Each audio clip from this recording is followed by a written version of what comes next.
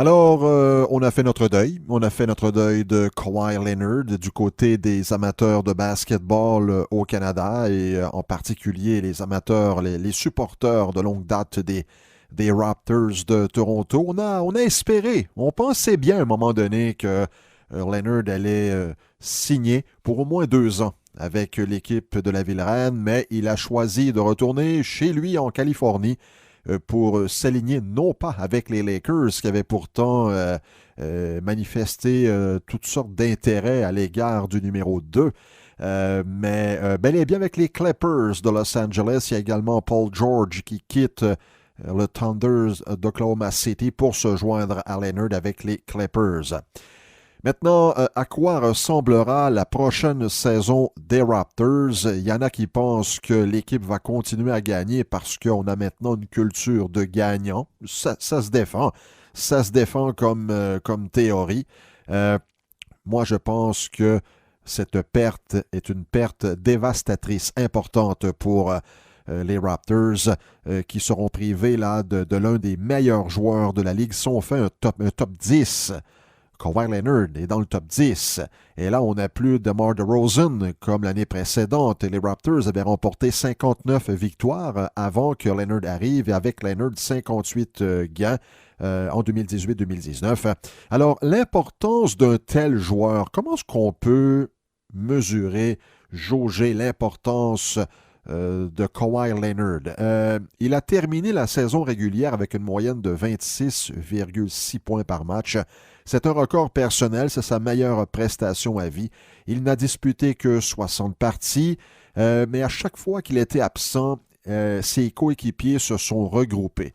La chose qu'il faut faire très, très, très attention, c'est une chose d'attendre le retour d'un joueur vedette, c'en est une autre de vivre sans ce joueur. Et c'est la réalité qui attend les joueurs de Nick Nurse dans quelques mois. L'importance de Leonard, on la voyait à chacune de ses présences, de la première à la dernière minute. C'est grâce à lui si ses coéquipiers étaient souvent ouverts ou avaient plus de latitude. À maintes reprises, là, surtout en série, parce qu'on a vu plus de matchs en série et on portait davantage attention au jeu, Pascal Siakam était souvent libre. Pourquoi? Parce qu'il y avait 2 joueurs sur Kawhi Leonard. La double couverture sur Leonard lui a donné automatiquement plus d'espace de manœuvre et c'est tout à fait normal. Même chose pour Marc Gasol. Fred VanVleet, l'année dernière, VanVleet a eu sa meilleure saison en carrière, une jeune carrière, mais sa meilleure saison tout de même. Et Kyle Lowry, le meneur de jeu, le point guard qu'on appelle en langage de basketball, eh bien, n'a jamais distribué le ballon avec autant de succès qu'en 2018-2019 avec 8,7 assistances par match, un sommet personnel. Je vais vous donner des comparables au hockey et au football. Lorsqu'on met sur un jeu de puissance Sidney Crosby et Evgeny Malkin, automatiquement, Malkin a plus d'espace. Il y a une attention particulière sur Crosby.